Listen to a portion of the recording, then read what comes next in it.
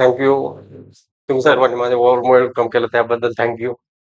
जसं मी बोललो होतो, की आज आपल्याला भेटायला आलेले आहेत अमोल पोखरकर सर. अमोल पोखरकर सर हे आपल्या 2023च्या बॅचला आपल्यासोबत होते. त्यांच्याबद्दल सगळ्यात महत्वाची गोष्ट सांगायची म्हणजे यांनी सुरुवातीला देशाची सेवा केली. अत्यंत कमी वयामध्ये हे आर्मीमध्ये भरती झाले. आर्मीमध्ये भरती झाल्यानंतर यांनी वेगवेगळ्या युनिट्समध्ये काम केलं. देशाच्या बॉर्डरवर जम्मू काश्मीर, सियाचीन ग्लेशियल अशा वेगवेगळ्या ठिकाणी काम केलं. देशाची सेवा केली. या टोटल सेवा करत असताना त्यांचा परीक्षेशी, पुस्तकाशी कोणत्याही पद्धतीमध्ये कोणताही संबंध आला नाही. आणि त्याच्यानंतर जेव्हा ते रिटायर झाले, तेव्हा त्यांनी ठरवलं की नाशिक सारख्या शांत ठिकाणी त्यांच्या घराच्या जवळ आहे, त्यामुळे इथे सेटल व्हायचं. ते सेटल झाले आणि 4-5 महिन्यानंतर त्यांना परत जाणवायला लागलं त्यांच्यातला जो सोल्जर आहे तो परत एकदा उभा राहिला, की नाही आपल्याला काहीतरी करायचंय. आणि आपल्याला हे करत असताना मात्र काहीतरी चांगली नोकरी करायची. अन्यथा त्यांना इतर प्रायव्हेट सेक्टरमध्ये खूप साऱ्या नोकऱ्यांच्या ऑफर्स आल्या. पण या सगळ्या ऑफर्सला दूर करून त्यांनी सगळ्यात महत्वाची जी गोष्ट स्वीकारली ती म्हणजे एमपीएससी करण्याचं धाडस. आणि पुन्हा एकदा एका सैनिकी वृत्तीने ते कामाला लागले. तेव्हा त्यांचा आपल्याशी संपर्क झाला. आपल्याशी म्हणजे लक्ष्य करिअर अकॅडमीशी संपर्क झाला. संपर्क झाल्यानंतर या माणसाने सगळ्यात बघा, आपण पहिल्या प्रयत्नात पोस्ट काढणं ही महत्वाची गोष्ट, मुख्य गोष्ट, ठळक करणारी गोष्ट आहे. त्यात काही वाद नाहीये. पण ज्या माणसाने 18 ते 19 वर्ष कधी पुस्तकाला हात नाही लावलाय, त्या माणसाने पुस्तक हातात घेणं म्हणजे त्यांची मुलं शाळेत जात आहे 5वीत 6वीत वगैरे आणि अशा मुलांबरोबर परत एकदा अभ्यासाला बसणं ही एकदम काबिले तारीफ गोष्ट जी आहे ती त्यांनी केली. असं करत असताना कदाचित त्यांना बऱ्याच वेळेस डिप्रेशन पण आलं असेल. कदाचित मी काय करतोय, का करतोय, माझ्या बरोबरचे जॉब करतायत, ते आज कमवतायत, असं सगळ्या गोष्टी त्यांना जाणवल्या असतील. पण या सगळ्यांवर मात करत त्यांनी लक्ष्य करिअर अकॅडमी बरोबर पहिल्याच प्रयत्नामध्ये पोस्ट काढली आणि आज ते समाज कल्याण विभागात सिलेक्ट झाले. तर त्याच्यासाठीच मी त्यांना बोलवलंय. तर आपण एक छोटीशी शाल आणि एक पर्यावरणपूरक झाड त्यांना देऊन त्यांचा सत्कार करूयात सुरुवातीला. तर सर लक्ष करिअर अकॅडमीतर्फे आपलं हार्दिक अभिनंदन.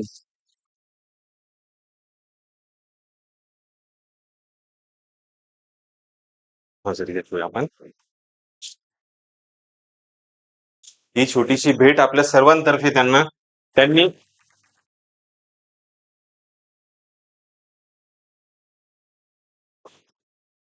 मी सरांना रिक्वेस्ट करेल की सरांनी आपला प्रवास, सर या ना. सरांनी आपला प्रवास, त्यांची जर्नी, त्यांनी हे कसं अचीव्ह केलं, त्यांना काय प्रॉब्लेम झाले, त्याच्यावर त्यांनी कशी मात केली, त्यांना क्लासचा खरंच उपयोग झाला का, क्लासच्या टेस्ट सिरीजचा उपयोग झाला का, क्लासच्या गायडन्सचा उपयोग झाला का, क्लासच्या नोट्सचा उपयोग झाला का, या सर्व गोष्टी त्यांनी तुमच्या बरोबर शेअर कराव्यात अशी मी त्यांना विनंती करतो. आणि या पुढचे सर्व सूत्र मी अमोल पोखरकर सरांकडे देतो. आणि यानंतर तुम्हालाही जर काही प्रश्न असतील तर नक्की सरांना विचारा आणि नक्की त्या गोष्टीचं निराकरण त्यांच्याकडनं करून घ्या. कारण असा प्रवास, अशी झुंज ही परत परत बघायला भेटत नाही. सर, सर्वप्रथम मी तुमच्या सर्वांचं धन्यवाद व्यक्त करतो की तुम्ही सर्वांनी मला या प्लॅटफॉर्मवर परत एकदा बोलवलं आणि माझं अभिनंदन केलं, हार्दिक अभिनंदन केलं. त्याबद्दल मी आदरणीय अतुल सरांचं आणि तुमच्या सर्वांचं प्रथम धन्यवाद व्यक्त करतो. आणि प्रवास म्हणजे आयुष्य हे खरंच एक मोठा प्रवास असतो. प्रथम तुम्हाला काय करायचंय, काय बनायचंय हे तुम्ही पहिल्यांदी ध्येय तुमचं हे झालं पाहिजे, सिलेक्ट झालं पाहिजे की मला हे करायचं. तुमचं ध्येयावर फोकस असलं पाहिजे. काही काळी मी तुमच्यासारखाच होतो. बीसीएस ला असताना बीसीएस फर्स्ट इयर मध्ये मी होतो. मी प्रॉपर तसा संगमनेरचा. बीसीएस फर्स्ट इयर मध्ये असताना जॉबचा ऑफर आला आर्मीतला. आर्मीमध्ये जॉब केली 17 वर्ष. मी आर्टलरी मध्ये होतो, बोफोर्स टेक्निशियन म्हणून, जी बोफोर्स गन आहे. त्या माझ्या सर्व्हिसच्या काळामध्ये मी चीनची बॉर्डर, पाकिस्तानची बॉर्डर, अफगाणिस्तानची बॉर्डर, लेह लडाख, सियाचीन, अरुणाचल प्रदेश, टेंगा, सिक्कीम किंवा दिल्ली झालं, नाशिक झालं, या ठिकाणी सर्व्हिस केली. सर्व्हिस केल्यानंतर 17 वर्ष सर्व्हिस झाली माझी. 17 वर्ष सर्व्हिस झाल्यानंतर मी रिटायर झालो. रिटायर झाल्यानंतर सरांनी जसं बोलूनच दाखवलं, की माझा 17 वर्षापर्यंत म्हणजे BCSचं माझं फर्स्ट इयर सुटल्यानंतर तिथून कॉलेजमधनं टीसी घेतल्यापासनं तर रिटायर होईपर्यंत माझा कोणताही संबंध नव्हता. पुस्तकाशी नाही आणि कोणत्याही गोष्टीशी नाही. आणि लास्ट माझी पोस्टिंग माझं बॅड लक म्हणा किंवा काही मी लास्ट पोस्टिंग माझी सिक्कीमला असल्यामुळं तिथे पण खूप जास्त चॅलेंजेस होते. क्लायमॅटिक चॅलेंजेस त्यानंतर बाकीचे चॅलेंजेस जसे रोड इन्फ्रास्ट्रक्चर वगैरे हे लाईट्स तिथं थंडरिंग वगैरे खूप व्हायची बर्फ वगैरे सेलिंग वगैरे तर त्यामुळं त्या परिस्थितीत अभ्यास करण्याचा कोणताही हेतू नव्हता परंतु ज्यावेळेस मी रिटायर झाल्यानंतर सर्वात पहिला प्रश्न पडला की आपण आता 17 ते 18 वर्ष झाले आपण कुटुंबापासून दूर राहिलोय मुलाबाळापासून दूर राहिलो तर आपण आता पहिल्यांदा असा जॉब करायचा का जिथे आपण आपल्या कुटुंबाला आपल्या मुलाबाळांना आपण टाइम देऊ शकतो वेळ देऊ शकतो आणि सरांनी जसं बोललं ही कोणतीही आयडिया नसताना एमपीएससी बद्दल किंवा सरळ सेवेबद्दल कोणतीही आयडिया नसताना मी प्रथम आलो सरांशी पहिल्यांदा माझं इंटरॅक्शन झालं त्यावेळेस सरांनी सांगितलं सर तुम्ही बिनधास्त या बिनधास्त क्लास अटेंड करा एक 4 ते 5 दिवस मी क्लास हे केले जे क्लास अटेंड केले त्यानंतर माझा निर्णय झाला की नाही आता आपल्याला कुठेतरी थांबून एक ठिकाणी हे करायचं मग सर्वात पहिल्यांदा प्रश्न असा होता की आपण अभ्यास काय करायचा आपल्याला विषय काय आपला सिलेबस काय तुम्ही कोणती पण परीक्षा देताना तुम्ही सरळ सेवेचे द्या ग्रुप सी ची द्या ग्रुप बी ची द्या ग्रुप ए ची द्या तुम्हाला पहिले तुमचा सिलेबस माहित पाहिजे त्या सिलेबस मधली सब्जेक्ट माहित पाहिजे त्यावर तुम्ही कशी आता तुम्ही सध्या करंट मध्ये आहे तुम्ही आता काही शिकताय काहींची ग्रॅज्युएशन आत्ताच कम्प्लीट झाले तुमच्या काही सब्जेक्टवर होल्ड असू शकतो परंतु माझ्या बाबतीत तशी नव्हती माझ्या बाबतीत कोरी पाटी होती बिलकुल कोरी पाटी होती तर मग अशा वेळेस मी सरांशी त्या मॅडम सर्व शिक्षक लोक त्यांनी व्यवस्थित गायडन्स केलं जसे इंग्लिशचे अमृतकर सर सायन्सचे अनिकेत सर इकॉनॉमिक्सला सर होते हिस्ट्रीला पाटील सर होते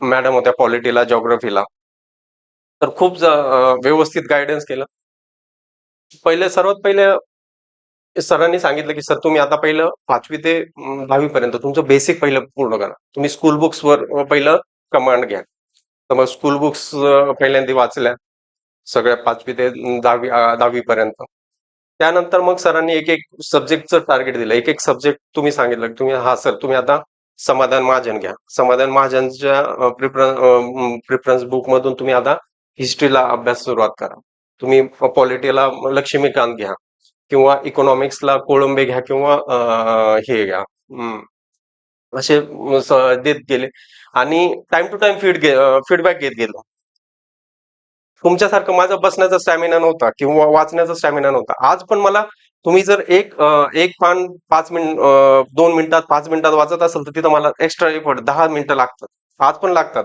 आज पण मी ग्रुप बी ची दिली ग्रुप सी ची दिली ग्रुप बी च्या प्रीला मला 48 आले ग्रुप सी च्या प्रिलियमला 49.50 आले आणि आणि तसेच आपले क्लासचे जे टेस्ट वगैरे चालू होतात त्या त्या पद्धतीने हे केलं सरांनी ज्या पद्धतीने गाईड केलं की तुम्ही पहिल्यांदा हे करा पहिल्या ह्या गोष्टीवर फोकस करा जे फ्रीचे मार्क्स आहे जसं सरांचा सब्जेक्ट इकॉनॉमिक्स झाला जॉग्रफी झाला हिस्ट्री आणि सायन्स हे वर्टाईल आहे ते तुम्हाला हे नाही करू शकत जर तुमचं सायन्स बॅकग्राऊंड असेल तरच तुम्हाला सायन्सला चांगल्या प्रकारे ते पण एवढं कॉन्फिडन्सली कोणीच सांगू शकत नाही की मला 15 मार्क्स हे क्वेश्चन येत आहे आणि त्यातले मी 15 ते 15 अटेंड करेन किंवा 15 ते 15 मार्क्स मला मिळेल सर स्वतः सायन्स स्टुडंट असताना सुद्धा सर सुद्धा आम्हाला सांगायचे मी पण अजून सांगू शकत नाही की मला 15 ते 15 मार्क येतील परंतु तुम्ही अभ्यास करायचा कसा अभ्यास करायचा तर मी रोज करंटचा 1 तास सरांनी जसं मला एक शेड्यूल बनवून दिलं होतं प्रथम तुम्ही 1 तास करंट अभ्यास करा सकाळी सकाळी उठल्यानंतर 5:30-6 वाजता मी उठायचो कारण मला एक्स्ट्रा टाइम लागायचा एक्स्ट्रा एफर्ट द्यावाच लागत होते त्यावेळेस तुमच्यासारखीच माझ्या बरोबर क्लासमध्ये मुलं होते त्यांच्याबरोबर मला कॉम्पिट करायचं होतं पेपर द्यायचे होते क्लासचे जे आपल्या क्लासचे पेपर चालतात ते पेपर द्यायचे होते मग हळूहळू एक एक एक एक करंट केलं मग त्यांनी सांगितलं की सर तुम्ही आता ह्या सब्जेक्टवर ह्या सब्जेक्टचा अभ्यास करा, त्याला 2 तास द्या, 3 तास द्या. तुमचे काही पण प्रॉब्लेम असतील, काही पण तुम्हाला डाऊट असतील, मी अवेलेबल आहे, मॅडम्स अवेलेबल आहे, किंवा जे सर तुम्हाला शिकवतात त्या फॅकल्टीचे, त्यांच्याशी तुम्ही इंटरॅक्ट हो. तर अशा पद्धतीने मी अभ्यास करत गेलो आणि प्रयत्नांमुळं आणि सरांच्या गायडन्समुळं, आपल्या बाकीच्या मुलांमुळं, आणि पहिली गोष्ट म्हणजे सर्वात, तुम्ही कोणाला सिद्ध करायचं नाही, स्वतःला सिद्ध व्हायचंय. स्वतःला सिद्ध करायचं असतं. तुझ्या शेजारी बसलेली हे तुमचे मित्र आहे, पण तुमचे कॉम्पिटेटिव्ह नाहीये, तुमचे शत्रू नाहीये. परीक्षा ज्यावेळेस तुमचे क्लासचे पेपर होतात, त्यावेळेस तुम्ही पेपर देताना, पेपर दिल्यानंतर, आता माझ्या बरोबर आम्ही दोघं तिघ जण होतो, दोन मुलं होतो. कारण माझ्या आणि तुमच्या जनरेशन मध्ये गॅप खूप असल्यामुळं मला पण त्यांच्याशी इंटरॅक्ट व्हायला खूप जास्त कन्फ्युजन किंवा जास्त अडचण येत होत्या. परंतु दोन मुलं होती की जी थोडीशी हे असल्यामुळं आम्ही ग्रुपमध्ये, आम्ही आमचा पेपर झाल्यानंतर रोज आम्ही बोलणार की हा सर मी आज हे वाचलं, सर मी आज हे केलं, किंवा हा मी असं असं वाचलं. आणि पेपर झाला, समजा क्लासचा पेपर झाल्यानंतर तुम्ही त्याचं अनालिसिस करायला पाहिजे. प्रत्येक क्वेश्चनचं अनालिसिस करायला पाहिजे. मी कुठं चुकलो, मला येत होतं का, माझं पहिले वाचण्यात आलं होतं का, मी वाचलो पण विसरलो का, किंवा मी पूर्णतः ब्लँक होतो. पहिली गोष्ट हे आली. त्यानंतर त्यातले जे तुम्हाला चार हे दिलेले असतात, पर्याय दिलेले असतात, त्यावर तुम्ही हे फोकस करायचं. हा, आता ह्या क्वेश्चनचं जर बी आहे, तर ह्या बाकीच्या तीन जे आन्सर दिलेत, ते कशाशी रिलेटेड आहे, किंवा त्यांचं आन्सर, त्यांचं काय हे आहे, त्यांचं काय रिलेशन आहे ह्याच्याशी, क्वेश्चनशी, किंवा काही अजून दुसरं काही आहे. हे अनालिसिस तुम्ही कराल, त्यावेळेस तुम्हाला तुमच्यात कॉन्फिडन्स आहे, कारण तुम्ही एका प्रश्नापासून तुमच्या 4 प्रश्नांची उत्तरं तयार होत आहे. तुम्ही जेव्हा एक प्रश्नाचं अनालिसिस करतात, बाकीचे एक तर बरोबर पर्याय आहे, बाकीच्या 3 पर्यायापासून तुमच्या 3 प्रश्न जे फ्युचरमध्ये कधी तुम्हाला येतील, पेपरमध्ये येतील, त्या अनालिसिसमुळे तुम्हाला येतील. आम्ही असं अनालिसिस वगैरे करायचो. काही डाऊट्स असले सरांशी पर्सनली येऊन बोलायचो. आणि असं केव्हाही झालं नाही की तुम्ही सरांकडे आलात, किंवा दुसऱ्या कोणते जे शिक्षक असेल आणि तुम्हाला त्यांनी टाइम नाही दिला, किंवा तुम्हाला हे नाही केलं, अप्रोच नाही दिली, तर असं कधीच झालेलं नाही. आणि बाकी टायमाला सरांचे सर्व, तुम्ही सायन्स, इकॉनॉमिक्स, जॉग्राफी, कोणत्याही सब्जेक्टचं सरांकडे जरी तुम्ही हे करून गेलं, इव्हन आम्ही व्हॉट्सअपवर पण सरांना मेसेज टाकायचो, सर नाही, काही डाऊट असला, आता समजा पॉलिटीचे काही क्वेश्चन असतात, त्याच्यात खूप डाऊट राहायचा, कारण ते शब्दात खेळवलं जातं. शब्दात आपण फिरलो, हे होऊन जातो. जसं आता एक जॉग्रफीचाच विषय, आपला अंदमान निकोबारचे बेट आहे, तिथं 972 हे बेट आहे, म्हणजे सगळे पकडून. पण एका ठिकाणी आमच्या मॅडमनी 927 केलं होतं. आणि जे लक्षद्वीपच्या साईडला आहे, ते 36-38 आहे, ते त्याचे ऍज इट इज ठेवलं. पण आपण पहिल्या लक्षद्वीपचं बघ ना, ते आणि हे 972 ऐवजी फक्त फिगर हे केलं, चेंज केलं. आपण लक्ष देत नाही तेवढं बारीक बारीक गोष्टींचं आम्ही अनालिसिस करायला शिकलो, की आपण पेपरचं अनालिसिस कसं करतो. आणि आपल्या स्वतःच तुम्ही पेपर टाइम फ्रेम मध्ये सोडवलं पाहिजे. तुम्हाला पेपरची मॅनेजमेंट आली पाहिजे. त्यावेळेस ऍक्च्युली आता आपण इथं सोडवतो, क्लासमध्ये सोडवतो, ते आपण बिलकुल रिलॅक्स मध्ये येतो. हा, क्लासमध्ये ठीक आहे, काय अडचण नाही, ह्या पेपरला नाही तर पुढच्या पेपरला. पण इथं तसं नाहीये. जेव्हा तुम्ही एमपीएससीच्या पेपरला जाल, कोणत्याही पेपरला जाल, तिथं तसं नसतं. तिथं तुमचा एकदा अटेम्प्ट संपला, तुम्हाला नेक्स्ट इयर मध्येच अटेम्प्ट भेटेल.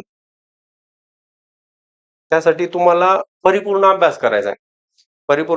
जशा आता क्लासच्या नोट्स वगैरे आहे, आमच्या वेळेस पण त्या क्लासच्या नोट्स वगैरे होत्या, त्या पण खूप चांगल्या आहेत. आणि काही काही वेळेस सरांनी सांगितलं असेल की हा, आपल्या क्लासच्या नोट्स मधून असे आलं, किंवा मी शिकवलेल्या क्लासमधून असे असे क्वेश्चन्स आले, हे आले, रेफरन्स दिला असं सरांनी. परंतु आपल्याला काय वाटतं, किती लाईन आहे ना, ऍज इट इज पाहिजे. आपण त्या रेफरन्सकडे लक्ष देत नाही, की हा सरांनी असं कधीतरी बोललं असेल, किंवा आपल्या क्लासमध्ये असेल, तर आपण काय करतो, ती ऍज इट इज लाईन शोधायचा प्रयत्न करतो, की नाही, असं असं क्वेश्चन आला होता सर, ऍज इट इज नाहीये. पण ऍज इट इज का नाहीये? मग ते केव्हा तुम्हाला लक्षात येईल? ज्यावेळेस तुम्ही क्वेश्चनचं अनालिसिस करायला शिका, पेपरचं अनालिसिस करायला शिका.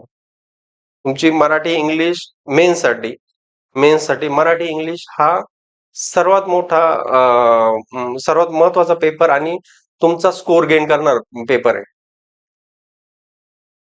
जे पण आता तुम्ही आतापर्यंत तुम्ही जे पण हे पाहिले असतील पेपरमध्ये जे फर्स्ट आलेले, सेकंड आलेले, एमपीएससी मध्ये कोणत्याही परीक्षेतले घ्या. त्यांचा स्कोर तुम्ही बघा, त्यांचे paper paper first, paper second. तर पेपर फर्स्ट हाच तुम्हाला खूप जास्त मार्क्स गेन करून देतो. त्यानंतर सर्वात महत्वाचं आहे तुमचं मॅथमॅटिक्स आणि रिझनिंग. मॅथमॅटिक्स आणि रिझनिंगवर तुमची कमांड असली पाहिजे, कारण बाकी ठिकाणी तुम्ही चुकू शकता. ऑप्शन सिलेक्ट करताना तुम्ही चुकू शकता, परंतु मॅथ हा असा सब्जेक्ट आहे की जे फायनल आन्सर तुम्हाला देणार, त्यात चुकण्याचा काही चान्सेस नसतो. आता मी जेव्हा पहिला फर्स्ट पेपर झाला माझा, आमचं आपल्या क्लासचा, त्यावेळेस आम्ही बिलकुल हे आपण कसा हे करायचं, त्यावेळेस माझे काहीतरी 47-48च अटेम्प्ट झाले होते. काहीच मॅनेजमेंट नव्हतं. 1 तासाचा पेपर होता. आणि कसं होतं, मी सांगितलं आता थोडक्यात तुम्ही म्हणू शकता की स्लो. हा व्यक्ती स्लो आहे. हा ठीक आहे, मी स्लो होतो. कारण का झालं की मला वाचण्याचा 17-18 वर्षापासून न वाचण्याचा काही संबंध आला, ना कोणत्याही गोष्टी संबंध आला. तर मग ते मला मॅनेजमेंटच जमलं नाही. हे 47-48च, आणि तो पण आपल्या स्कूल बुक्सवरच होता फर्स्ट पेपर.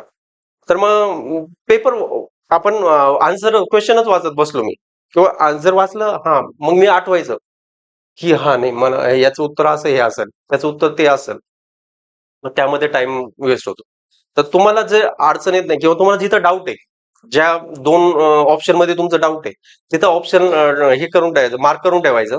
तुमच्या तुमच्या मार्किंग हे सिलेक्ट करून ठेवायचे की हा मी गोल केलं तर हा माझा कन्फ्युजनचा क्वेश्चन आहे, किंवा हा मला जो बिलकुलच येत नाही त्याला बिलकुल क्रॉस करून टाकायचा की हा मी वाचलेलाच नाहीये, किंवा हा माझ्या कधी याच्यात वाचनात आलेला नाही, माझा कोणताही संबंध ऐकण्यात पण आलेला नाही. आता जसं कालच्याच पेपरला हा करंटचा एक क्वेश्चन आला होता. थायलंडच्या ज्या पंतप्रधान होत्या लेडीज, त्यांची पार्टी कोणती? आता थायलंडच्या पंतप्रधानाची पार्टी कोणती आपल्याला काय माहिती? मग अशा वेळेस आपण गॅमलिंग नाही करायची. अशा वेळेस आपल्याला नाही माहित ना आन्सर, आपण लगेच हे करायचं, मार्क करायचं, पेपरवर मार्क करायचं. याने काय होतं, तुम्हाला पण कन्फ्युजन नाही राहत. ज्यावेळेस तुम्ही सेकंड रिव्हिजनला येता, सेकंड रिव्हिजनला ज्यावेळेस याल, त्यावेळेस तुम्हाला कळेल की हा माझा हा क्वेश्चन राहिला, किंवा ह्या क्वेश्चनवर मला आन्सर येत नाही. हे हे मॅनेजमेंट तुम्हाला जमलं पाहिजे. पेपर त्या 1 तासाच्या पिरियडमध्ये 60 मिनिटं असतात. पण 60 मिनिटं हे तुमच्या आयुष्यातले, जेवढे तुम्ही आतापर्यंत प्रवास केलेला असेल त्या सर्व, आणि अभ्यास केलेला असेल त्या प्रयत्नांचं परिकाष्ठ असतं. अशा प्रकारे तुम्ही अभ्यास करताना प्रत्येक गोष्ट बिलकुल फोकसनी आणि हे करायचं. पहिली गोष्ट म्हणजे तुमचा स्वतःचा निर्णय झाला पाहिजे की हा मला राज्यसेवा द्यायची, मला ग्रुप बी द्यायची, मला ग्रुप सी द्यायची, आणि त्यानुसार तुमचा सिलेबस तुम्ही सिलेक्ट करायचा. सिलेबस जसा जसा असेल त्या पद्धतीने अभ्यास करायचा. त्याचे प्रिव्हियस पेपर्स सॉल्व्ह करायचे.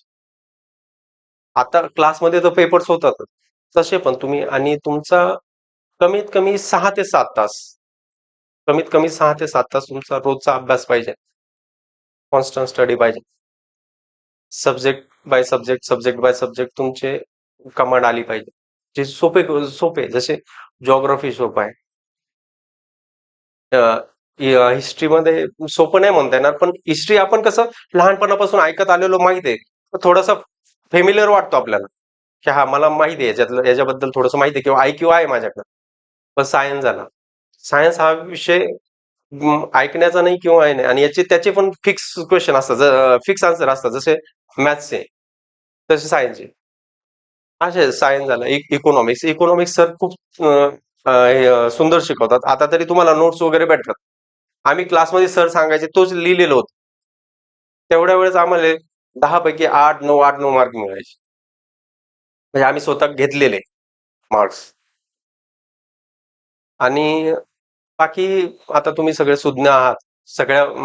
सगळ्या गोष्टी तुमच्या समोर अवेलेबल आहे.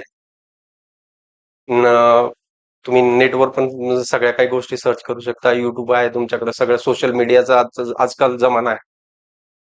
परंतु सोशल मीडियाचा तुम्ही वापर खूप कमी केला पाहिजे. खूप कमी केला पाहिजे. खूप लिमिटेड. म्हणजे कुमार विश्वास कुमार विश्वास माहिती आहे, कवी. त्यांनी एका ठिकाणी एक लेक्चर मध्ये दिलं होतं. असंच लेक्चर होतं इंदूरमध्ये. तर त्यांनी सांगितलं होतं की तुम्ही आहे ना, ते पण युपीएससीचे स्टुडंट होते. त्यांना सांगितलं होतं म्हणजे की तुम्ही जेव्हा प्रिपरेशन करताय, तर तुमचा सोशल मीडियाशी इंटरॅक्ट खूप कमी पाहिजे. दिवसभरात फक्त 20 मिनिटं, फक्त 20 मिनिटं, दिवसभरातली 20 मिनिटं. त्या 20 मिनिटामध्ये तुम्हाला काय करायचं तेवढंच. अदरवाईज तुम्ही त्या मोबाईलला टच पण नाही करायचं किंवा सोशल मीडियावर जायचं. कारण काय होतं, सोशल मीडियावर जेव्हा तुम्ही जाल, काही रील्स बघशाल, काही व्हिडिओ बघशाल, तुमचा टाइम हे होऊन जाईल, खर्च होऊन जातो, कन्झ्युम होऊन जातो. तो टाइम आता तुम्हाला सध्या हे करायचा आहे, युटिलाइज करायचा आहे. जर तुम्ही पेपर आता आता आता सध्या सुद्धा माझ्याकडे एमपीएससीच्या भरपूर साऱ्या पीडीएफ पडलेले, क्लासचे पीडीएफ पडलेले. मग बाकी टाइम समजा तुम्ही कुठं ट्रॅव्हलिंग करताय, समजा कोणाच्या लग्नात गेले, कुठं कार्यक्रमाला गेले, थोडं साईडला बसायचं किंवा आपल्या मोबाईलवर आपलं काहीतरी लर्न करत बसायचं. जसं तुम्ही टाइम तुमचा युटिलाइज कराल, तेवढं तुम्हाला बेनिफिट भेटेल आणि तेवढं तुम्ही यशाच्या जास्त जवळ जा. मी प्री दिली 2023, 30 एप्रिल. 30 एप्रिलला प्री दिली. 17 डिसेंबरला मेन्स झाली. मेन्स पास झालो. त्यानंतर थोडेसे त्याचे काही इश्यू असल्यामुळे ती प्रोसेसमुळं थोडंसं लेट झालं.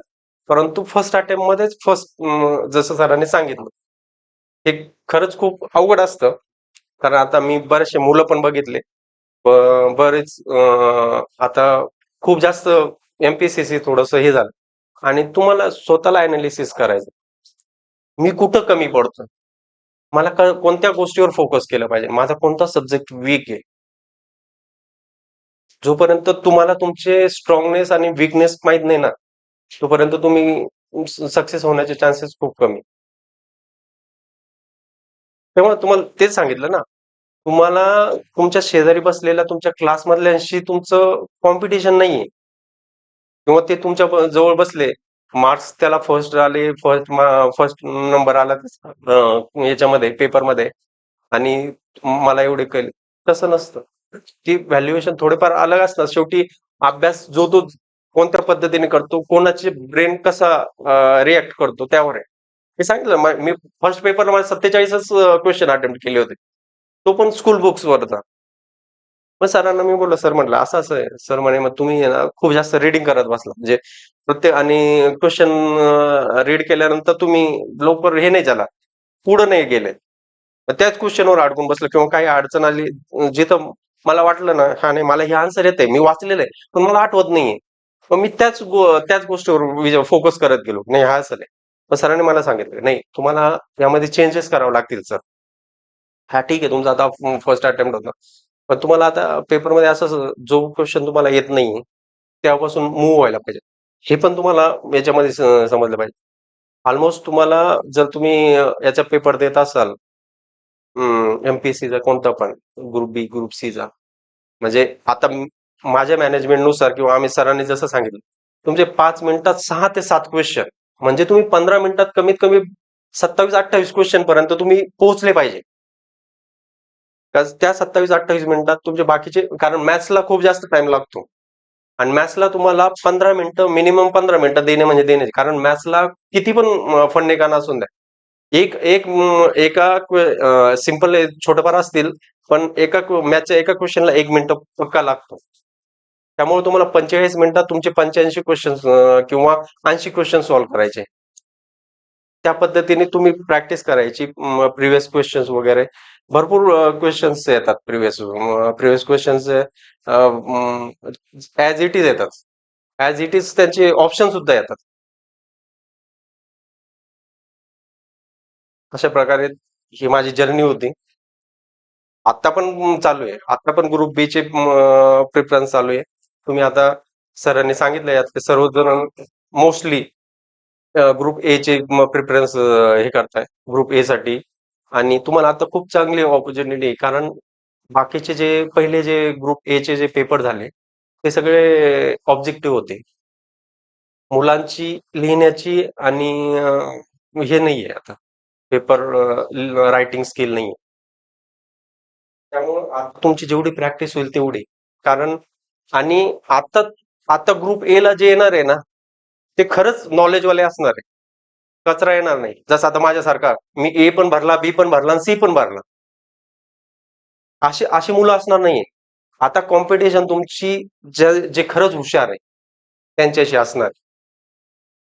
तुम्ही कोणता पण आता ग्रुप ए चे जे पण पेपर द्याल त्याच्यासाठी तुमचं खूप जास्त नॉलेज असणार. वाईल्ड नॉलेज पाहिजे तुमची. पेपर कटिंग, पेपर अनालिसिस, त्यानंतर बाकीचे हे त्या गोष्टीवर तुमची हे असली पाहिजे. तुमची रायटिंग स्किल असली पाहिजे. तुम्हाला ते पॉइंट बाय पॉइंट तुम्हाला ते हे मेन्शन पण करता आले पाहिजे आणि पॉइंट बाय पॉइंट तुम्हाला ते एक्सप्लेन पण करता आले पाहिजे. आता माझ्यापेक्षा सर खूप जास्तच योग्य प्रकारे तुम्हाला सांगू शकतात ग्रुप ए चे. त्याबद्दल मी जास्त सांगू शकत नाही. पण मी ग्रुप बी आणि ग्रुप सी च्या ज्या मी ज्या इम्प्लिमेंट केलं किंवा जे सरांनी आम्हाला सांगितलं, सरांनी आपण म्हणतो ना बाळाला हात पकडून चालायला शिकवलं, तस त्या गोष्टी आज सरांनी मला शिकवलेले. म्हणजे त्याप्रमाणे मला चालायला शिकवलेले सरांनी झाले किंवा जे बाकीचे फॅकल्टीचे टीचर्स होते त्यांनी खूप चांगल्या प्रकारे शिकवलं. तुम्हाला कुठेतरी विश्वास ठेवावा लागेल. आणि खरंच तुम्हाला सांगतो, नाशिकमध्ये तुम्ही खूप चांगल्या इन्स्टिट्यूट मध्ये आता आलेले आहात. खूप चांगल्या इन्स्टिट्यूट मध्ये आलेले आहे. आता मी माझ्या मोटिवेशन मध्ये पण मित्र होते. माझे मित्र होते मोटिवेशन मध्ये, स्पेक्ट्रम मध्ये किंवा हे आपल्या अशोक स्तंभावर आहे, युनिक. तिथलच्या मुलांशी तुम्ही कधी इंटरॅक्शन घेऊन बघा, इंटरॅक्ट होऊन बघा. कसं चालतं क्लासमध्ये, कसं चालतं, काय करतं. मला नाही वाटत नाशिकमध्ये तुम्हाला कोणी प्रिंटेड नोट्स देत असेल. नाशिकमध्ये तर कोणी नाही देते. आणि जे सरांचा स्वतःचा एक्सपिरियन्स आहे. आता त्या सरांनी युपीएससी अटेम्प्ट केलेली आहे, एमपीएससी मध्ये सिलेक्ट झालेले पोस्ट होल्डर आहे. त्यांचा एक्सपिरियन्स खूप महत्वाचा आहे. आणि माणूस अनुभवामधूनच शिकतो. अनुभवामधून शिकतो. तुम्हाला तुमच्या प्रत्येक कृती मागे काही ना काहीतरी हे असलं पाहिजे, मोटिव्ह असलं पाहिजे की मला हे करायचं, मला हे बनायचंय. कारण खूप आशेने तुमचे आई वडील तुमच्याकडे बघताय. तुमच्या आई वडिलांच्या आशा आहे, तुमच्या कुटुंबाच्या आशा आहे.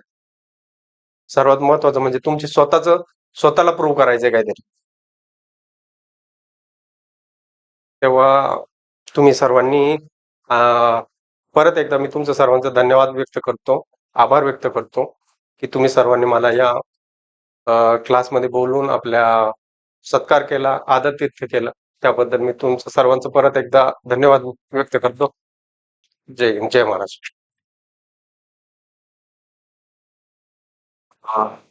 तुमच्यापैकी कोणाला काही क्वेश्चन्स आहेत का, की तुमच्या मनात काही क्वेश्चन्स असतील तर तुम्ही सरांना मोकळ्या मनाने विचारू शकता.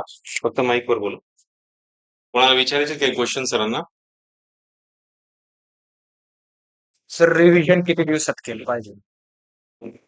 रिव्हिजनचं असं आहे बरं का दादा, रिव्हिजनला तुम्ही किती फास्ट ते हे करताय, काय म्हणतो त्याला, गेन करताय, त्याच्यावर अवलंबून आहे. परंतु रिव्हिजन तुम्ही कोणत्याही सब्जेक्टची एक 5 ते 7 दिवस, म्हणजे जो मोठा सब्जेक्ट असेल तर, जर सायन्स आहे, मिनिमम 5 दिवस तुम्ही धरले पाहिजे त्याला रिव्हिजनच्या पिरियडमध्ये, पेपरच्या पहिले. पण त्या पहिले तुमचा पूर्ण अभ्यास झालेला पाहिजे. स्कूल बुकवरची पण अभ्यास झालेला पाहिजे. त्यानंतर तुम्ही पेपर पीवायक्यू पण तुमचे झाले पाहिजे. आणि ज्यात आता भस्के सरांचे बुक्स आहे, समजा फिजिक्स केमिस्ट्रीचे बुक्स आहे आणि बायोचे, ते तुमचं वाचून झालेलं पाहिजे. लाईन टू लाईन वाचून झालेलं पाहिजे. तुम्ही मार्किंग करायची आणि तुमच्या स्वतःला तुम्ही हे करायचं की हा ही मार्किंग केल्यानंतर अजून काही क्वेश्चन्स येतात का, अजून काही येतात का. हे तुम्ही स्वतः डिफाईन करायचंय की मी कसा अभ्यास करायचा, कशी मार्किंग करायची. आणि ज्यावेळेस तुम्ही मार्किंग कराल 2-3 वेळा, आणि पेपरच्या पहिले कसं करायचं, जे सब्जेक्ट तुम्हाला सोपे जातात त्याचा पहिल्यांदा अभ्यास करायचा. समजा एक्झाम्पल जॉग्राफी. आता पेपर समजा आता एक एक महिना पहिले किंवा 2 महिने आहे पेपरला, तर मग तुम्ही त्याचं एक मॅनेजमेंट बनवायचं की हा, मला जॉग्राफीला मला वाचायला जास्त वेळ नाही लागणार, मला माहिती आहे. हा, मग त्या त्या हिशोबाने 8 दिवस. समजा पॉलिटी विषय, पॉलिटीला बिलकुल लाईन टू लाईन वाचावं लागतं, मग तुम्ही समजा मला 10 दिवस लागतील. अशा ज्या गॅप शेड्यूलनुसार तुम्ही जर बनवलं त्यानुसार. पण ज्यावेळेस रिव्हिजन करताना करंट आणि मॅथ्स याला मिनिमम तुम्ही 1 तास दिला पाहिजे, आणि रेग्युलर. आता पण तुम्ही करू शकता, आणि रेग्युलर द्यायचं. रिव्हिजनला तुम्हाला मोस्टली समजा 1 महिना राहिला पेपरला, तर 5-5 दिवसात तुमचे हे झाले पाहिजे. 5-5 दिवसात, 3-3, 4-5, 5-5 दिवसात तुमचे सगळे सब्जेक्ट परत रिवाईज झाले पाहिजे. रिवाईज झाले पाहिजेत. आणि जेवढे तुम्ही क्वेश्चन पेपर सोडवशाल, जेवढे क्वेश्चन तुम्ही हे करशाल, तेवढं तुम्हाला हे येईल. क्वेश्चन कसे अटेंड करायचे, क्वेश्चन कसे टॅकल करायचे, एमपीएससी कसे क्वेश्चन विचारते, हे महत्वाचं आहे. सर करंट अफेअर्स साठी काय केलं? करंट अफेअर्ससाठी सर असं आहे ना, आता करंट अफेअर कोणीच सांगू शकत नाही, कोणते एक बुक परफेक्ट नाही सांगू शकत. पण जसं आता आपल्याकडे, आम्ही आता इथं आपल्याकडे येते पृथ्वीचं एक येत आहे, पृथ्वीचं, आणि एक सिम्प्लिफाईड ना सर. येस. हा, सिम्प्लिफाईड. पृथ्वी आणि सिम्प्लिफाईडचे हे 2 करंटचे बुक मी यूज केले. तसं तुम्ही आता देवा जाधव सर आहे, त्यांचे पण काही बुक्स येतात ते युनिकचे, ते पण चांगले. म्हणजे करंटचे असं तुम्ही स्पेसिफिक याला करू शकत नाही. जसं आपण आता म्हटलं हिस्ट्रीचं, तर समाधान महाजन एक परफेक्ट बुक आहे. म्हणजे ग्रुप बीच्या दृष्टीने किंवा ग्रुप सीच्या दृष्टीने एक परफेक्ट बुक आहे. इकॉनॉमिक्स झालं, किरण देसले, एक परफेक्ट बुक आहे. पण तसं करंटच्या बाबतीत तुम्ही नाही सांगू शकता. आता मी आताच तुम्हाला सांगितलं ना, थायलंडच्या पंतप्रधान, तो कोणत्याच तुम्हाला पुस्तकात सुद्धा भेटणार नाही. तुम्ही 5 युनिकचं घ्या किंवा सिम्प्लिफाईडचं घ्या, पृथ्वीचं घ्या, अजून कोणते असतील करंटचे बुक, तुम्हाला ते तर कुठंच सापडणार नाही की थायलंडचे पंतप्रधानाची पार्टी कोणती, साऊथ आफ्रिकेचं राष्ट्रगान काय, साऊथ आफ्रिकेच्या राष्ट्रगानाचा काय संबंध आहे. म्हणजे हे करंटमध्ये असे विषय येतात. त्याबद्दल म्हणजे करंटमध्ये आहे ना, तुम्ही 10 क्वेश्चन असेल ना, ते 5-6 क्वेश्चन तुमचे जर राईट झाले किंवा आले तुमचे, तर ते तुमचे बोनस पॉइंट्स आहे, बोनस मार्क्स आहे करंटमध्ये. पण जास्त छेडछाड नाही. तुम्हाला निगेटिव्ह क्वेश्चनला, निगेटिव्ह मार्क्सला पण खूप जास्त महत्व द्यायचं आहे. तुमचं निगेटिव्ह, आपलं निगेटिव्ह नाही झाले पाहिजे. तुम्ही क्वेश्चन जेव्हा बघा, क्वेश्चन एक तर तुम्हाला एक परफेक्ट माहित असतो, एक तुम्ही वाचलेला आहे पण लक्षात येत नाही. आणि एक क्वेश्चन असतो की जिथं तुम्हाला हे असतं, काय म्हणतात, 2 ऑप्शन असतात, कन्फ्युजन असतं. आणि एक क्वेश्चन आहे की ज्याचं काहीच लॉजिक नसतं, काहीच लॉजिक नसतं. असे 4 प्रकारचे क्वेश्चन येतात. मग तुम्हाला तुमची, मग ते जे आता तुम्हाला जे मॅनेजमेंट करायचंय 45 मिनिटामध्ये, 40 मिनिटामध्ये, मग तेच मॅनेजमेंट असं करायचं की तुम्हाला, मला हा क्वेश्चन येतोय, मार्क करायचं. कारण काही क्वेश्चन असे येतात ना, तुम्ही विदिन 10 सेकंदात त्या मार्कवरून पुढे मूव्ह होणार आहे. पण एक असा क्वेश्चन पण येईल जिथं तुम्हाला 1 मिनिट पण लागेल. मॅथ्स सोडून देतोय, मॅथ्स नाही, हे जीएसच सांगतोय तुम्हाला, किंवा मराठी इंग्लिशचं पण.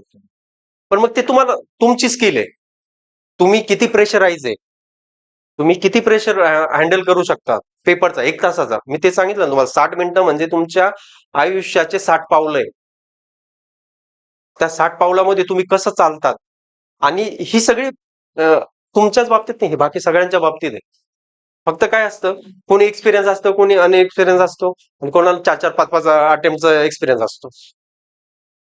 दुसरी गोष्ट म्हणजे हे जे बाकी लायब्ररीमध्ये इकडे तिकडे तुमचे कोणी मित्र असाल, तर त्या गप्पा गोष्टीवर फाफाट पसरल्यावर त्यांच्यावर कधीच विश्वास नाही ठेवायचा. कारण मी पण बघितलेलं आहे की आता इथं मुटकुळेला आता आमच्यासारखे कोणी गेलं तर जिथं 4-4, 5-5, 6-6 वर्ष झालेली मुलं एकाच बेंचवर एकाच टेबलवर एकाच ठिकाणी त्यांची ढीग लागलेला आहे. पण कधी एक पोस्ट नाही लागत आणि आपल्यासारखे नवीन मुलं काय करतात, सर मला सांगा ना, सर मला सांगा ना. किंवा मग तू सांगणार नाही, तू असं कर बरं का, तू गाठाळांचं पुस्तक वाच, तू हे कर, तू ते कर, किंवा तू हे प्रिफरन्स कर. तसं नाही करायचं. त्या गप्पा गोष्टींवर स्ट्रिक्टली तुम्हाला म्हणजे जर तुम्हाला हे क्वालिफाय व्हायचं असेल, तुम्हाला जर खरंच पोस्ट मिळवायची असेल, तर ह्या गोष्टींपासून खास करून लायब्ररी कल्चर जे आहे ना, त्यापासून दूर राहणं माहीत. जरी तुम्ही असाल, तुम्ही त्या कल्चरमध्ये जरी असाल, पण जेवढं तुम्हाला घ्यायचंय ना, तेवढंच घ्या, बाकीचं सोडून द्या. तिथं काय करणार, 1 तास बसला की चल रे आता चहा घेऊन ये. ते 4-5 जणांचे हे बनलं, ग्रुप बनलेला असणार, जाणार चहा घेणार, तिथं ते 1 तास घालवणार, परत येणार, तोपर्यंत पहिली लिंक गेलेली असत की आपण काय वाचलंय काय नाही. मग तू म्हणणार नको, आता आता दुसरा सब्जेक्ट घेऊ. अशी मानसिकता तयार होते. मग त्यापासून थोडस हे राहायचं, अवॉइड करायचं. आणि रिव्हिजनचं रिव्हिजन खूप महत्वाचं आहे. तुमच्या पेपरच्या पहिले कमीत कमी 2 ते 3. आणि असं पण होतं, रिव्हिजन होत नाही, पण तुम्ही कधीतरी 1 महिन्यापूर्वी 2 महिन्यापूर्वी वाचलेलं असतं, पण ते पेपरच्या वेळेस क्लिक होतं. सर सर मला खूप वेळा सांगायचे, सर तुम्ही फक्त रिडिंग करत राहा. आणि मी प्रत्येक पेपर झाला का, सर ह्या क्वेश्चनला मला येत होतं पण मी हे नाही दिलं, ते नाही दिलं, किंवा माझं चुकीचं झालं. सर सांगायचं तुम्ही आठवेल तुम्हाला. आणि खरंच तसं होतं. तुम्ही ज्यावेळेस व्यवस्थित अभ्यास करता, बिलकुल कॉन्सन्ट्रेशन देऊन अभ्यास करता, त्यावेळेस तुमचं पहिली गोष्ट म्हणजे तुमचा चांगला अभ्यास आहे. तुम्ही पीवायक्यू क्वेश्चन्स किंवा पीवायक्यू पेपर सोडवलेले, आपल्या क्लासच्या नोट्स आहे, त्यानंतर बाकीचे जे बाकी अदर मटेरियल ते तुम्ही वाचलंय, तर तुम्हाला काही गरज नाही. अजून कोण?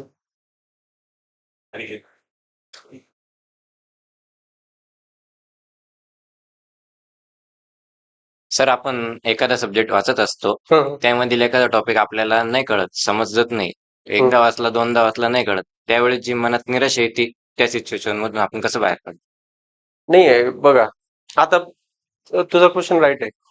कसं बऱ्याच वेळा होतं. आता जसं केमिस्ट्रीमध्ये हे बायोलॉजीमध्ये तो याचा हे कोणते सर ते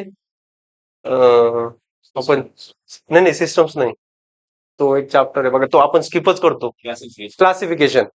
क्लासिफिकेशन तुम्ही किती पण वाचलं ना, क्लासिफिकेशन तुमच्या नाही लक्षात राहणार. क्लासिफिकेशन म्हणजे असं नाही म्हणत मी तुमच्या लक्षात नाही राहणार. आता मी स्वतः मी स्किप केलेलं आहे, त्यावर मोस्टली 1 किंवा 2 क्वेश्चन येतील, मोस्टली 2 क्वेश्चन येतील. पण त्या 2 क्वेश्चन साठी जर तुम्ही 2 तास 2 दिवस 3 दिवस किंवा 1 पूर्ण दिवस जर त्याच क्वेश्चन साठी त्याच चॅप्टर साठी घालत असेल, तर मग ती तुमचा टाइम वेस्ट आहे. त्या मग हेच ना, त्यापासून मूव्ह व्हायचं तुम्ही. जर तुम्हाला आयडिया, आता समजा कसं सायन्स, मी तेच बोललो, सायन्स बॅकग्राऊंड वाल्यांना सायन्स कळेल, बाकीचे आर्ट वाले कॉमर्स वाल्यांना नाही कळत. तर त्यावेळेस क्लासिफिकेशन हा असा सब्जेक्ट आहे की जिथं तुम्ही काय वाचणार काय आणि लक्षात काय ठेवणार, तो तुम्ही स्किप करा. म्हणजे प्रत्येकाने स्किप करावं असं नाही, परंतु ज्यांना नाही जमत आहे त्या क्वेश्चन त्या अभ्यास नाही लक्षात येते. काही काही आता समजा मॅथचे जे इंटरेस्ट वाले क्वेश्चन्स असतात, नाही लक्षात येत कोणाला, स्किप करायचं. त्याच्यावर येणारे क्वेश्चन्स किती आहे, 1 ते 2 क्वेश्चन्स आहे.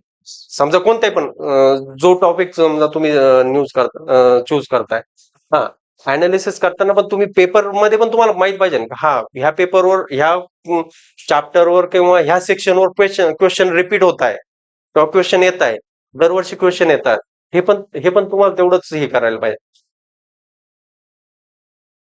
जसं तुम्ही जेव्हा पेपर सोडवशाल ना, पेपर द्याल ना, म्हणजे आपल्या क्लासचे किंवा याचे पेपर सोडवशाल ना, तुम्हाला एक आयडिया येऊन जाते की हा नाही, असा क्वेश्चन येतो, तसा क्वेश्चन येतो. की तुमच्याकडे काय होतं, व्हरायटी ऑफ नॉलेज चालू भेटून जातं. क्वेश्चनचं व्हरायटी कळते की हा क्वेश्चन कसा फॉर्म होतो. एकच क्वेश्चन 4 प्रकारे फॉर्म करू शकतो.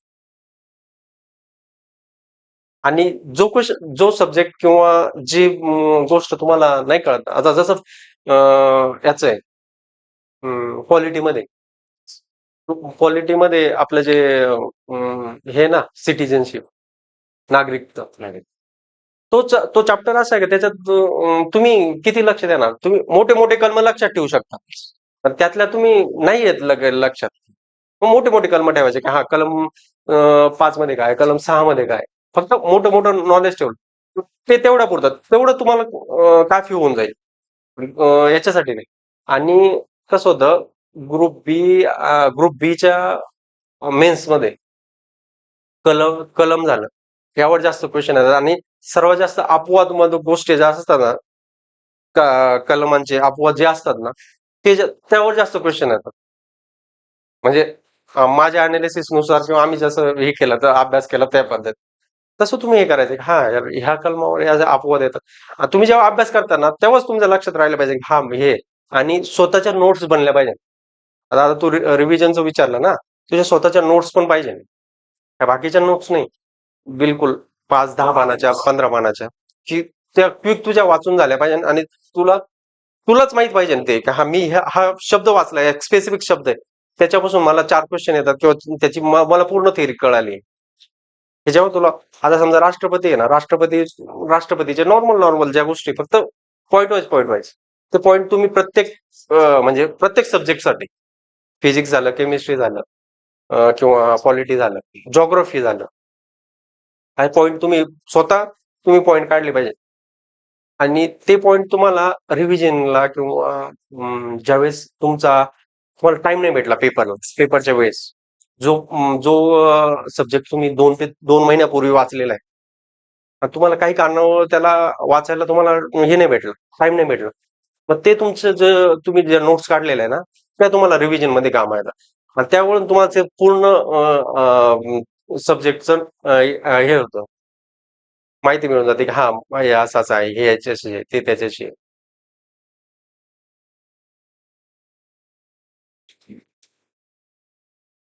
सर तुमचं ते 17 इयर्सचा गॅप पडला, त्यानंतर तुम्ही तुमचा 17 इयर्सचा गॅप पडला मध्ये, हो. तर मग तुम्ही नंतर ते कशी स्ट्रॅटेजी मेंटेन केली गॅपचं कमबॅक हे करण्यासाठी समजा? हे मी तुला म्हणजे सांगतो ना, मी बिलकुल कोरीपाटी होतो. म्हणजे आपण आता लहान मुलं, 17-18 वर्षाचा गॅप खूप जास्त मोठा गॅप आहे. परंतु मग मी ते सांगतो, तुम्ही जिथं एक पेज वाचायला तुम्हाला 5 मिनिटं लागतात, तर तिथं मला आज पण तेवढाच प्रॉब्लेम येतोय. आज पण मी पेपर दिलेले आहेत. आता कालचाच पेपर परत दिलेला आहे मी.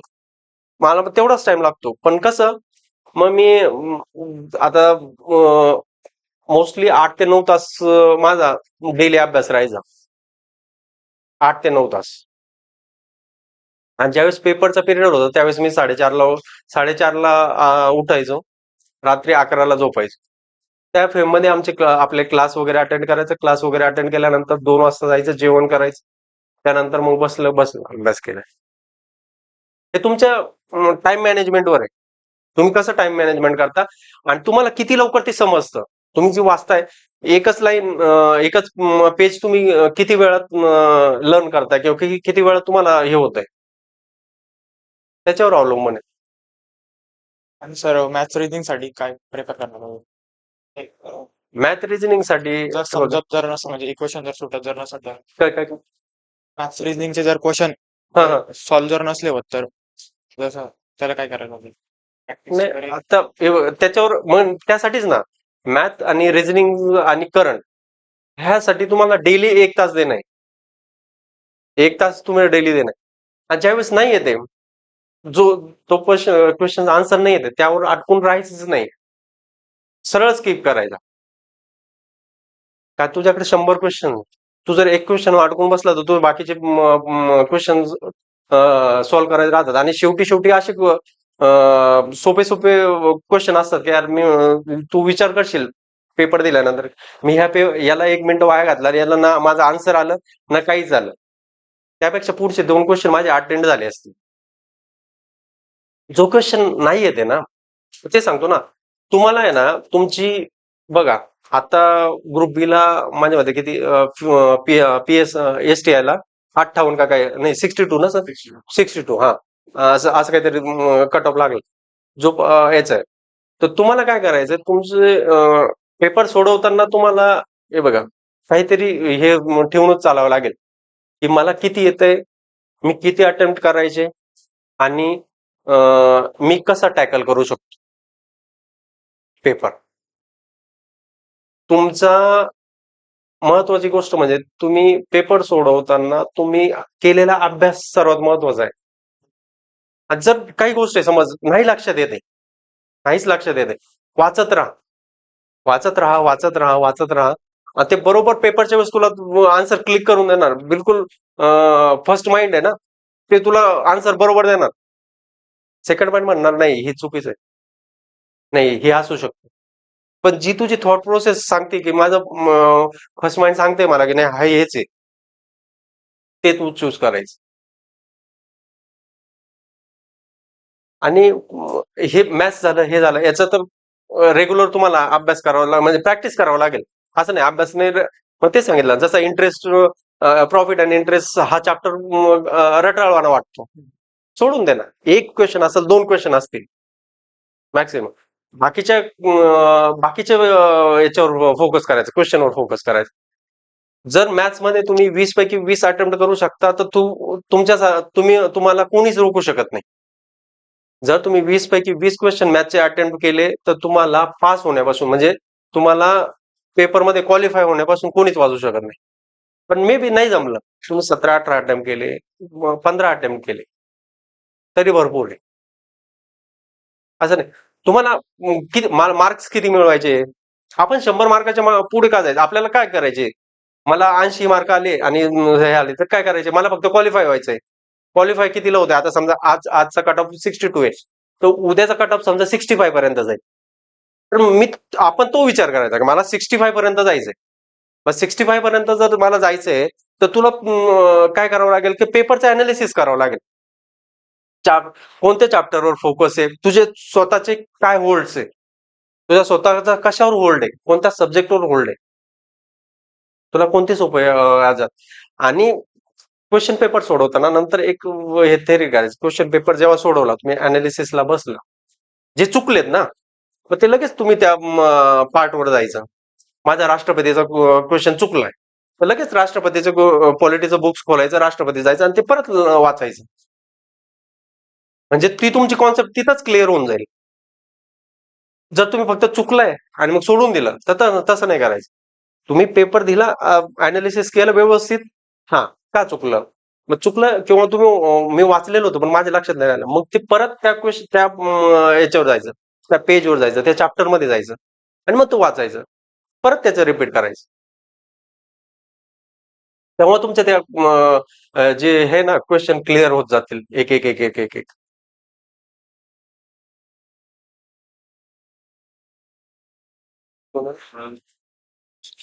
सर पेपरमध्ये तुक्का मारणं असं काही प्रकार असतं का? बिलकुल नाही रे दादा, तुक्का जर मारशील ना, तुक्का चालत नाही रे, तुक्का नाही चालत. नाही नाही आहे, अरे खूप जण असतात. आता कोणी, काही जण प्रिपरेशन येतात, काही जण मौज मजासाठी येतात, आणि काही जण आई वडिलांनी टाकलं भाऊ इन्स्टिट्यूट मध्ये आणि द्यायचा म्हणून द्यायचा, की आई वडिलांची इच्छा आहे मला माझा मुलगा काहीतरी हे झाला पाहिजे म्हणून येतात. त्यावेळेस ते मुलं असं नाही करत, हा ठीक आहे याचं BA याचं CA किंवा ABC ABC ABC असं करत चालतं. तो तो पाठ कशाला व्हायचा आपल्याला. आपण इथं आलोय, आपण इथं आल्यानंतर आपला वेळ देतोय, आपले एफर्ट्स लावतोय, तो विचारच नाही करायचा. आणि निगेटिव्ह पासून खरंच निगेटिव्ह मार्क्स मधून खूप जास्त हे असतं. म्हणजे मला सांगायला अजिबात संकोच वाटणार नाही की मी ज्या चुका केल्या त्याच्यामुळे मी आज नाही तर आज टॅक्स असिस्टंट असतो. हे पण पद चांगलं आहे, असं काही अडचण नाही. माझा 4 मार्कांनी टॅक्स असिस्टंटचा कट ऑफ हुकलेला आहे. सरांशी मी त्यावेळेस बोललो, सर म्हटले नाही ठीक आहे जाऊन द्या, काही नाही सर, पुढच्या वेळेस नेक्स्ट टाइम. मध्ये बराच आणि असं नाही, मी 2023 नंतर आमची बॅच संपल्यानंतर सप्टेंबर नंतर माझं महिन्यातून 15 दिवसातून सरांशी बोलणं होतं, फोनवर बोलणं होतं. आणि कोणताही विषय असू द्या, काही असू द्या, मला अडचण आल्या तर मी सरांशी बोलायचो, सांगायचो सर असा असा प्रॉब्लेम आहे, हे आहे." तर ते अटेंड पण करायचे. म्हणजे तुम्हाला असं नाही की तुम्ही इथून तुम्ही 2 वर्ष 3 वर्ष काय बॅच असेल ती बॅच संपली आणि म्हणजे तुम्हाला सरांनी वारावर सोडून दिलं असं नाही. तुम्ही कधी पण सरांना कॉल बॅक करा. हा सर बिझी असतील, क्लासमध्ये असतील, सांगतील सर मी थोड्या वेळाने करतो किंवा हे करतो, पण आन्सर भेटणार तुम्हाला. आणि तुम्हाला विश्वास ठेवायचा आहे. हे बघ, सगळ्या गोष्टी विश्वासाचा आहे. आपण जसा देवावर विश्वास ठेवतो ना, देव बघितलेला कोणी नाही, पण सगळ्यांचा विश्वास आहे. सगळ्यांचा विश्वास आहे. जो नास्तिक असतो ना, त्याचा पण विश्वास असतो. जो नास्तिक आहे त्याचा पण विश्वास असतो. तुम्हाला विश्वास ठेवायचा आहे. पहिली गोष्ट म्हणजे स्वतःवर विश्वास ठेवायचा आहे. दुसरा गोष्ट म्हणजे आपल्याला जे शिकवणारे गुरु आहे त्यांच्यावर विश्वास ठेवायचा. आणि तिसरी गोष्ट म्हणजे तुमचे प्रयत्न चालू ठेवायचे. पण ते प्रयत्न असे पाहिजे की ते कॉन्स्टंट पाहिजे आणि हे पाहिजे, काय म्हणतात त्याला, एक व्यवस्थित, वेल गायडेड, वेल एज्युकेटेड पाहिजे.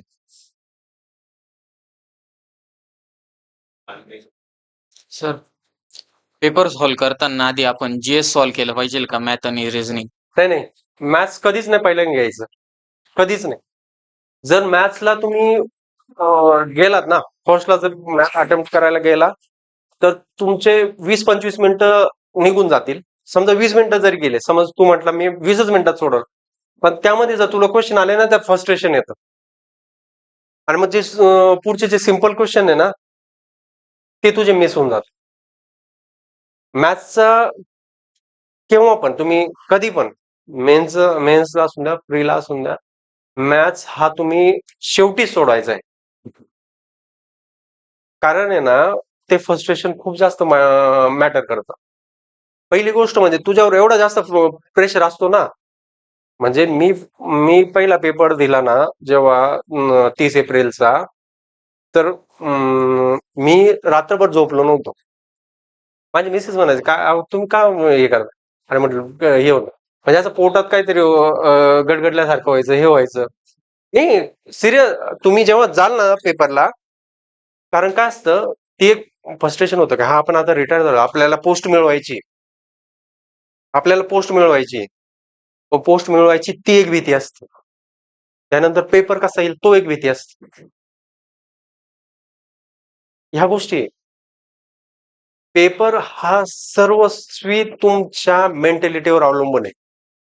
तुम्ही किती स्ट्रॉंग मेंटॅलिटीने पेपरला फेस करतात, तुम्ही कसं तुमच्या पेपरचं मॅनेजमेंट करतात, टाइम मॅनेजमेंट करतात, त्यावर आहे.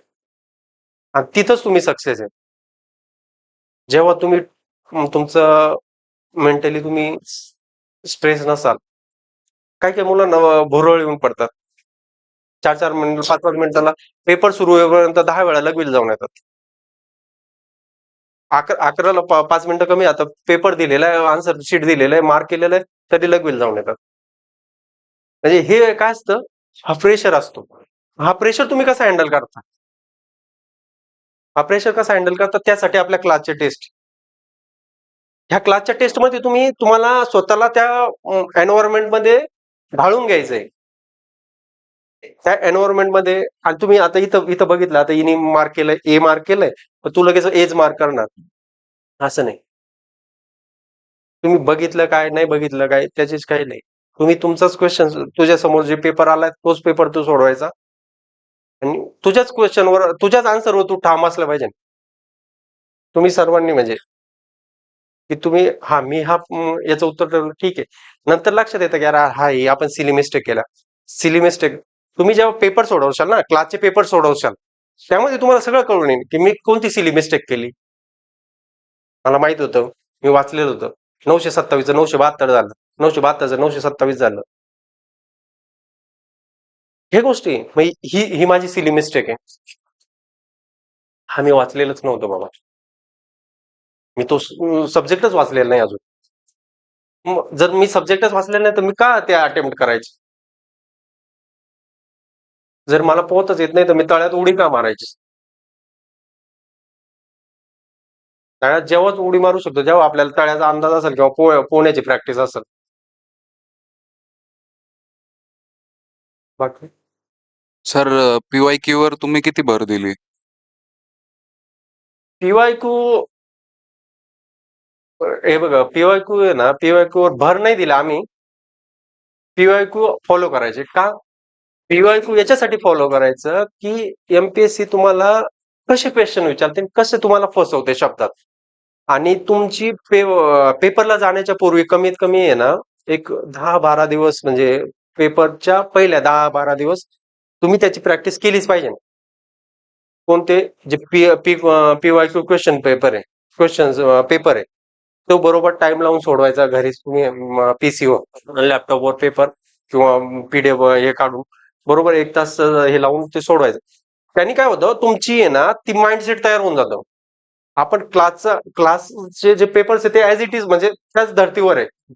परंतु काय होतं, एमपीएससीच्या याच्यामध्ये आहे ना, एमपीएससीचे पेपर्स जे आहे ना त्याची थोडीशी शब्दावली थोडीशी हे असते. क्वेश्चनची फ्रेम करण्याची पद्धत किंवा काही हे. मग त्याच्यासाठी काय होतं, आपल्याला एक आयडिया येऊन जाते की हा असं असतं. त्यासाठी पीवायक्यू मराठी इंग्लिश साठी 100% रिपीट होणार.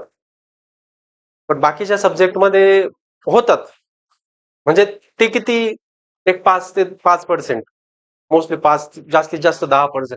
एवढे 10% तर कधीच रिपीट नाही होत. 5% रिपीट कसे म्हणतात, त्याचं काहीतरी कनेक्शन त्या क्वेश्चनशी असणार, रिलेशन काहीतरी त्या पहिल्या पीवायक्यू मधल्या क्वेश्चनशी असणार. असे मिळून तुम्ही 10% तुम्ही जाऊ शकता.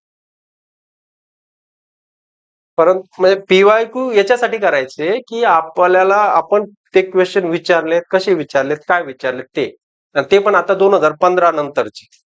2015च्या पूर्वीचे जर तुम्ही एएसओ एसटीआय जे पण सोडवशाल ना, ते डायरेक्ट वन लाईनर होते. तोपर्यंत एमपीएससीचा फोकस म्हणजे बिलकुल आपण म्हणतो ना त्या स्कॉलरशिपचे क्वेश्चन्स त्या टाईपचे क्वेश्चन येते.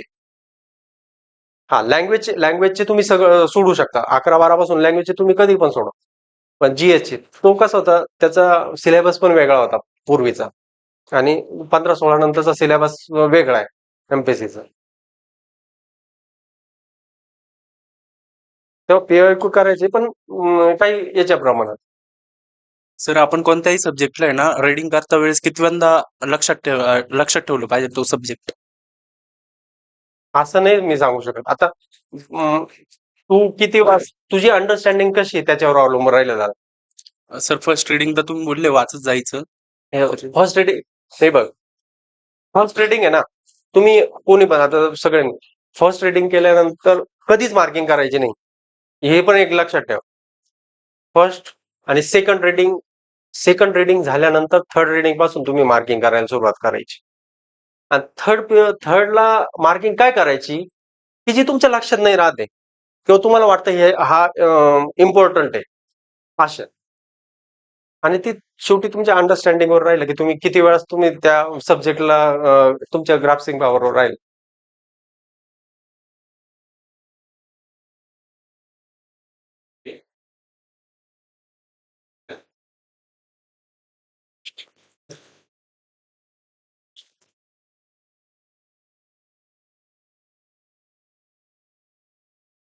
तर आज सरांनी जी गोष्ट सांगितली त्याला मला वाटतं थोडंसं कन्क्लूड करावं असं वाटतं आणि 2-3 गोष्टी तुम्हाला सांगाव्याशा वाटतात. हे बघा, सरांनी तुम्हाला एक गोष्ट सांगितली ती म्हणजे ग्रुपचं महत्व.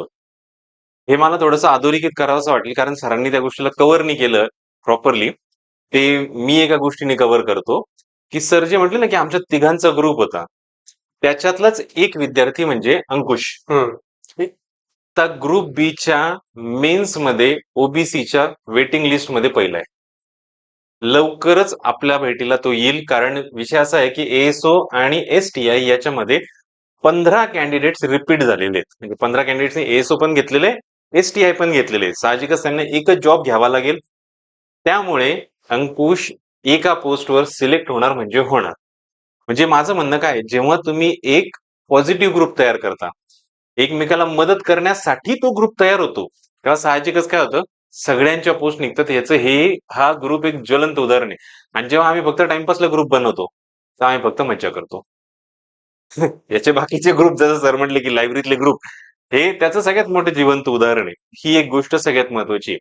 दुसरं समरायझेशन सांगायचं झालं ना, तर जे तुम्ही म्हणता ना, की माझ्याकडनं होणार नाही, मी कसं करू, माझ्यावर म्हणजे अभ्यासात गॅप पडलाय म्हणा किंवा काही प्रॉब्लेम्स क्रिएट झालेले, मी रोज अभ्यास नाही करू शकत, त्याचं सुद्धा हे सगळ्यात मोठं उदाहरण आहे की 18 वर्ष त्यांनी जॉब केलेला आहे, 18 वर्ष पुस्तक हातात घेतलेलं नाहीये, ते कंटिन्यू त्यांच्या जॉबमध्ये बिझी आहे आणि त्याच्यानंतर त्यांनी ती गोष्ट केलेली आहे. तिसरी गोष्ट जे त्यांनी बोलली की म्हणजे मी जे तुम्हाला नेहमी सांगतो की तुम्हाला एक मेंटर असलं पाहिजे. तुम्ही कोण शोधाल हा प्रश्न आपला आपला आहे. मी म्हणत नाही की तुम्ही तो क्लासमध्ये शोधा किंवा तुम्ही तो कुठे शोधा. बट त्याच्यावर जसं सर म्हटले की तुम्हाला विश्वास ठेवावा लागेल. तसं त्याच्यावर विश्वास ठेवणं आणि त्याला फॉलो करणं ही गोष्ट जी आहे ना, ती गोष्ट तिथे म्हणजे मला आठवतं की आमच्या दोघांचं बऱ्याच वेळेस बोलणं तर रात्री 10 नंतर पण झालेलं आहे. की ते बिझी आहे किंवा मी बिझी आहे.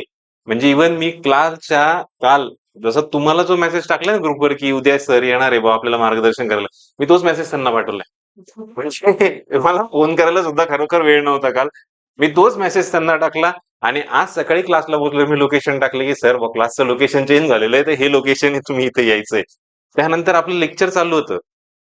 ते आले. म्हणजे ही गोष्ट आहे, हा जो बॉन्ड आहे ना, हा महत्वाचा आहे. हे मला तुम्हाला सांगायचंय. बाकी मी आशा करतो की तुमच्या सर्वांच्या डिफिकल्टीज दूर झाल्या असतील. जे आपल्याला करायचंय ते इथून सुरुवात झालेली आहे. जो आपण म्हणत असतो नेहमी की लक्ष ऑफिसर्स ग्रुप एक तयार झाला पाहिजे, जिथून प्रत्येक ऑफिसरला प्रत्येक गोष्टीचं सोल्युशन हे एकमेकांमधून मिळालं पाहिजे. म्हणजे तुम्ही जे सगळे अधिकारी बनाल, तेव्हा जेव्हा तुम्हाला काही प्रॉब्लेम येतोय आणि तुम्ही फक्त ते लक्ष ऑफिसर्स ग्रुपवर टाकताय की मला ही मदत टाकायची आणि तिथे कोणीतरी सांगतोय की हा बाबा मी तुला मदत करायला तयार आहे. आपल्यामध्ये एकच नातं आहे, एकच धागा आहे, तो म्हणजे आपण लक्षचे सदस्य आहोत. बस. आणि त्यानंतर तुम्ही मला मदत करावी ही गोष्ट वेगळी. म्हणजे कुठेतरी मी आलोय बरं, आईची सोय व्हावी वगैरे अशा गोष्टी वेगळ्या आहेत. तर या गोष्टी झाल्या. तर ही एक महत्वाची गोष्ट आहे. याच मुहूर्तावर मी म्हणेल, कारण आपल्यासाठी इतर कोणतेही मुहूर्त नसतात. हेच असे छोटे मोठे मुहूर्त आपल्यासाठी महत्वाचे असतात. तर याच मुहूर्तांवर एक गोष्टीचं अनाउन्समेंट मी करतो की आजपासून लक्ष युट्यूबवर आपले लॉंग व्हिडिओज टाकायला सुरुवात करेल. जे गोष्टी आपण क्लासमध्ये कव्हर करतोय किंवा कव्हर करू शकत नाहीये, ते व्हिडिओज आता तुम्हाला युट्यूबवर सुद्धा बघायला मिळतील आणि लक्ष आजपर्यंत जे ऑनलाईन पासून थोडंसं लांब होतं, ते आता ऍक्टिव्हली ऑनलाईन मध्ये स्वतःला इन्व्हेस्ट करेल. ही पहिली गोष्ट झाली. दुसरी गोष्ट, येत्या जून पर्यंत लक्षचं ऍप पण पूर्ण ताकदीने म्हणजे जसं आपलं ऑफलाईन पूर्ण ताकदीने आपण आहोत, तसंच पूर्ण ताकदीने आपला ऍप सुद्धा लॉन्च होईल. आणि आपण आशा करतो की तोपर्यंत तुमच्यातले असेच बरेचसे विद्यार्थी तिथे सक्सेस स्टोरीज म्हणून झळकतील.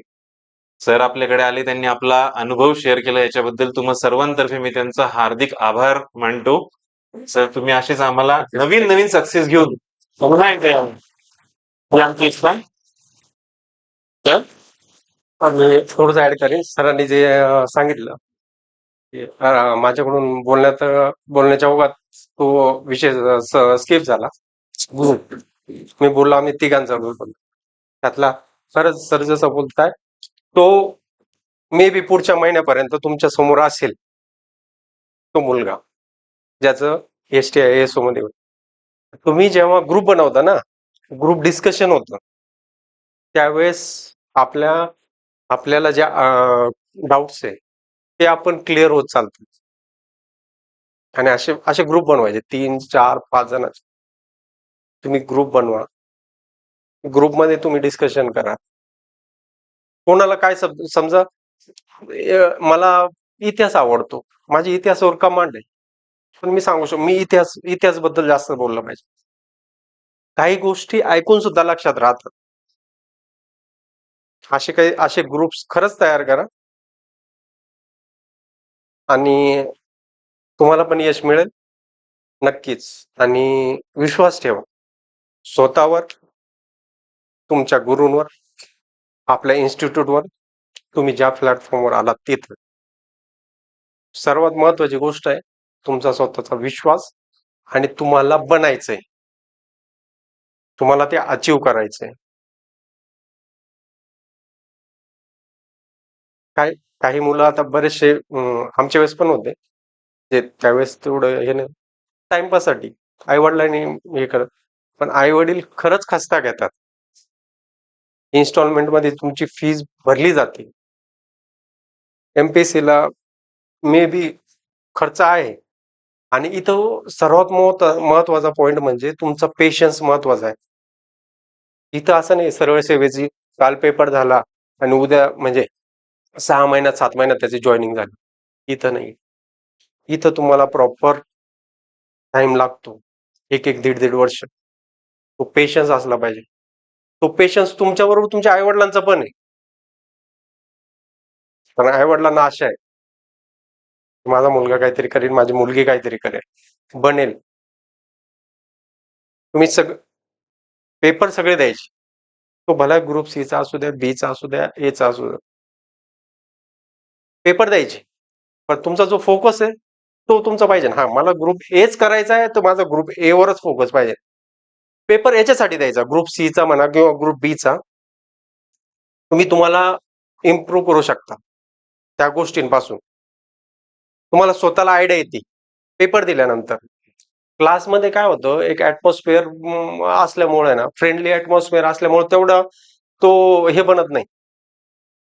ज्यावेळेस तुम्ही अशा पेपर्स द्याल ना, त्यावेळेस तुम्हाला खरं कळेल. आणि ह्या ज्या गोष्टींमधून तुम्हाला तुमच्या जो तुम्ही ज्याच्यावर ज्या पोस्टसाठी तुम्ही फोकस करता त्याचा नक्कीच फायदा होईल. तुम्ही पेपरमध्ये कसं दिला ग्रुप सी, तो पास होतो ना होतो तो नाही, पण तुम्हाला एक एक्सपिरियन्स येतो की हा आता ग्रुप सीचा पेपर होता बघा, ग्रुप सीच्या पेपरला असे असे क्वेश्चन्स होते किंवा असा असा एवढा सिम्पल होता किंवा एवढा हार्ड होता. आणि ग्रुप बीचा आहे, ग्रुप एचा आहे. पेपरनी तुम्हाला काय होईल, तुम्हाला स्वतःमध्ये अजून इम्प्रुव्हमेंट काय करायची हे महत्वाचं कळत. क्लासचे तर पेपर आहेच, म्हणून मी म्हटलं ना, क्लासमध्ये कसं फ्रेंडली वातावरण असल्यामुळे त्यामुळे आपण त्यावर जास्त फोकस नाही करत. आहे पेपरच, पण आपण त्याला तेवढं याने घेत नाही, त्याच्यावर तेवढं मनावर घेत नाही की हा नाही आपल्याला ह्या पेपरला एवढे मार्क आले पाहिजेत, त्या पेपरला एवढे मार्क आले पाहिजे. ती स्वतःचीच तुमची जिद्द तयार झाली पाहिजे. त्या 1 तासाच्या जे तुमचे एक्सपिरियन्स येतात ना, ह्या सगळ्या गोष्टी अनुभवावरूनच शिकल्या जातात. आयुष्यच अनुभव असतो. आणि ते पण अनुभव कधी तुम्ही ज्यावेळेस स्वतः करशाल ना, त्या अनुभवामधून जास्त जास्त नॉलेज भेटतं. सरांनी सांगितलं, बाकीचे सर सांगताय, तुम्ही ऐकताय. सरांच्या एक्सपिरियन्स नुसार सांगितलं, त्यांनी दुसऱ्या सरांनी त्यांच्या एक्सपिरियन्स नुसार सांगितलं, तुम्ही ऐकताय, करताय. पण तुम्हाला ती फिलिंग नाही आहे ना, ज्यावेळेस तुम्ही स्वतः ती हे कराल ना, एक्सपिरियन्स कराल की हा कसा असतो पेपर, काय असतो. त्या पेपरमधून काय काय त्या पॉझिटिव्ह गोष्टी घ्यायच्या तुम्हाला. मला काय करायचंय, मला कसं बनायचंय, काय करायचंय. आणि ग्रुप 100% बनवा. आणि इथून मी पण अपेक्षा करेल की तुमच्यातले बरेचसे मुलं, मी तर म्हणत सगळेच तुम्ही उद्याचे ऑफिसर बना आणि एक चांगली परंपरा आपल्या अकॅडमीची चालू करा सक्सेस आल्यानंतर. आणि ग्राउंड लेवलला कधीच सोडायचं नसतं. यश आल्याने हुरळून जायचं नसतं आणि अपयश आल्याने ढासळायचं नसतं. आयुष्यात खूप अडचण येतील, प्रॉब्लेम येतील, पण जे चांगलं आहे ते चांगलंच. ठीक, ओके, थँक्यू सर.